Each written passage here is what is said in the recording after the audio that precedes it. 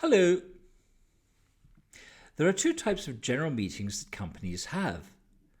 Students of legal English should take great care with these two concepts, as they may be different from meetings in your jurisdictions. AGM, Annual General Meeting. Here are some points to help you understand the AGM better with reference to UK law. Native tongue people generally use just the abbreviation AGM, so you should be familiar with it.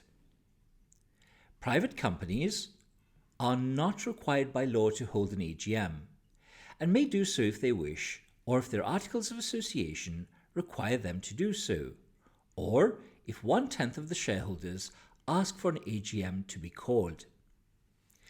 Public companies must call an AGM. The financial statements are approved before the AGM by the directors, and the directors must distribute copies of the financial statements to the shareholders, even if the financial statements will not be discussed at the AGM. UK Companies Act 2006 Section 414 clearly states, a company's annual accounts must be approved by the Board of Directors and signed on behalf of the board by a director of the company. The signature must be on the company's balance sheet.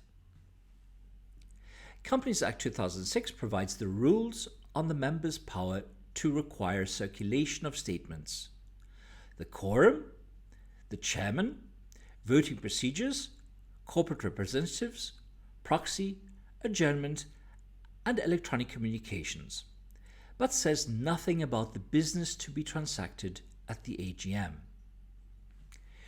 Directors' remuneration and decisions to distribute dividends is decided by the directors and not by the AGM.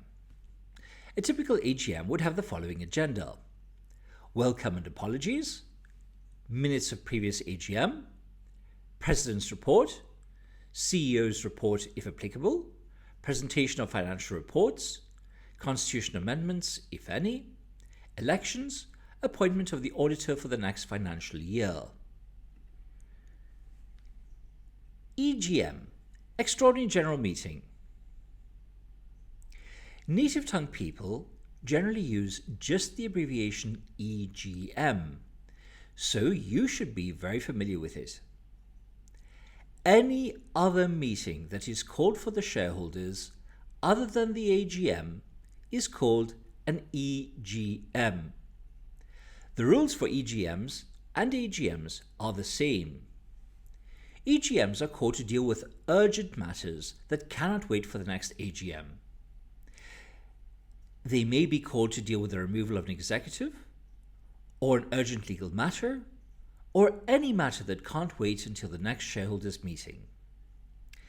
Thank you very much, and see you next time for more Peter's Pills to improve your legal English.